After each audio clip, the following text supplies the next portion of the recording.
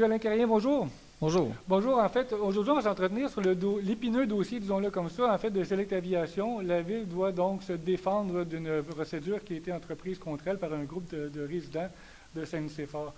On comprend que ça engage des frais, encore une fois, mais en fait, de quelle façon la décision s'est prise d'aller avec un avocat? Bien, on n'a pas le choix de se défendre. Nous, on est poursuivis, fait qu'on va se défendre. En fait, il y a Select Aviation, il y a Drummondville et la Société de développement économique. Donc, la société, qui est un organisme de la Ville, eux, ils ont leur avocat au dossier de l'assureur. Nous, notre assureur dit pour le moment qu'on n'est pas couvert.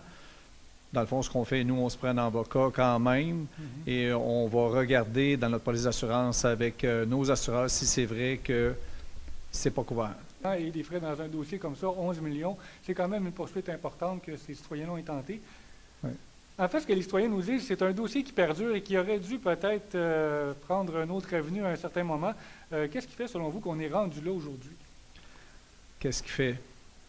Moi, je pense que ce qui fait, c'est le manque d'information. Je pense que dès le début, les gens avaient été informés que c'était un dossier fédéral. Dans le fond, l'aéroport est régi par le fédéral.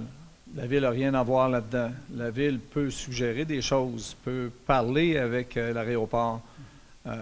Mais les règles au niveau de l'aéroport, si on parle du bruit, si on parle des vols, il y a des gens qui disaient qu'il faudrait que les avions tournent à droite plutôt qu'à gauche et tout. C'est régi par le fédéral. Les pilotes doivent suivre ces recommandations-là. Vous savez, il y a le vent, il y a un paquet de facteurs dans lesquels les pilotes, qu'ils soient de quelques endroits qu'ils soient, il y a des livres d'aviation. Donc, c'est le fédéral vraiment qui régit ça. Comment ça se fait qu'on se retrouve là? Je pense sincèrement, pour avoir resté à la dernière rencontre qui avait eu lieu avant d'être élu maire,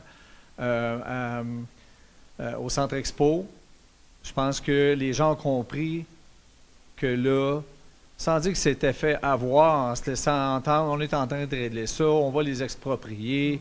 On a même fait un règlement disant qu'ils n'auront plus le droit d'être là, à la limite, on va les acheter et tout et tout. Il s'est passé bien les affaires. Je pense que ce n'est pas tous les conseils municipaux qui avaient la bonne information. Je pense que le maire de l'époque a peut-être un peu, comme on dit, été à gauche et à droite sans trop savoir ce qu'il disait. Là. Donc, c'est un peu ce que les citoyens font le constat. Le manque d'information, autant de ceux qui font la démarche, parce qu'évidemment, Select Aviation est un utilisateur de la piste, mais il y a plusieurs autres appareils qui se posent là.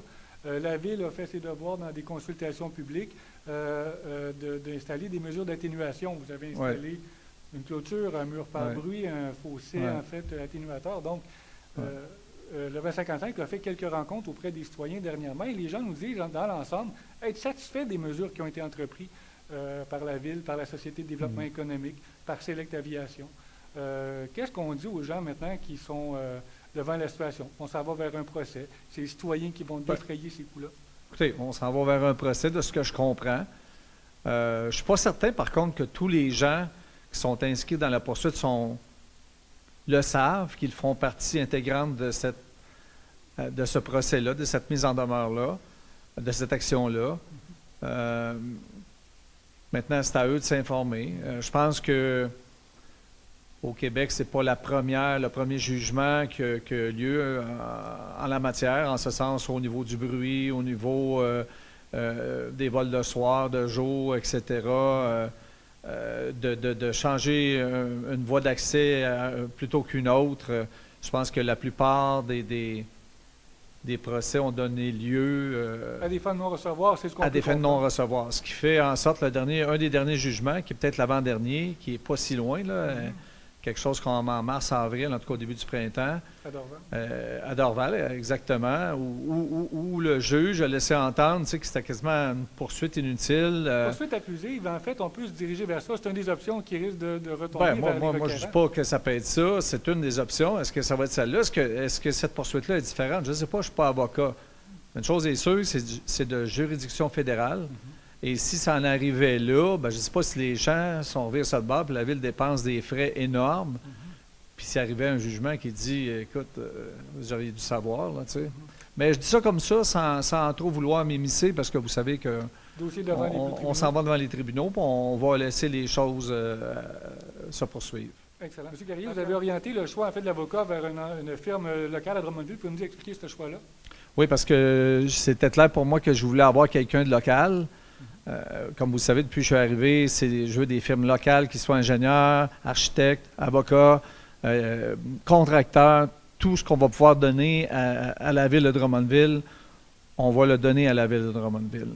Maintenant, notre choix s'est arrêté pour la firme Claire, dont Maître Gagnon est avocat. On a eu affaire à ses services ici dans le passé avec la ville. On se dit très satisfait. Et étant donné que dans le bureau de Maître Gagnon, il y a aussi M. Raymond Claire qui va aider M. Gagnon d'une certaine façon. Puis on sait que M. Claire, c'est un avocat émérite. Donc, le conseil municipal se sentait très à l'aise de nommer cette firme-là qui est locale. Donc, pour la suite des choses, autant la Ville, la Société de développement économique que l'entreprise Select Aviation et comme les citoyens, on devra attendre la suite des choses, en fait, que ce que le tribunal devra statuer au cours des prochains mandats. Exactement.